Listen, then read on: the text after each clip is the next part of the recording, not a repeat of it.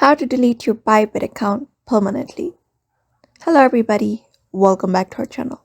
In today's video, we will be guiding you through on how we can delete our Bybit account permanently.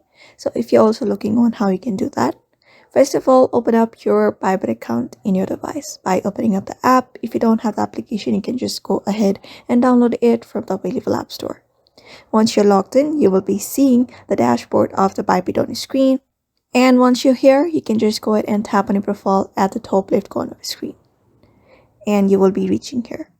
So you can go ahead and tap on this help center in contact support and look for help and look for deactivate account if you want it from here. Otherwise, we have this change service available in deactivate account. So you can find this option called deactivate account. Just go ahead and tap on it. And you can read up the consequences of deactivate an account. So when you deactivate an account, you won't be able to log in this account again, which means that if you deactivate your account will be deleted permanently. So if you have agreed to the terms and conditions, you can just go and accept these terms and conditions with this one right here, like your why do you want to disable account.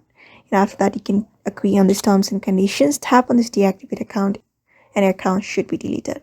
So that is how you delete your account permanently on Bybit following up this method.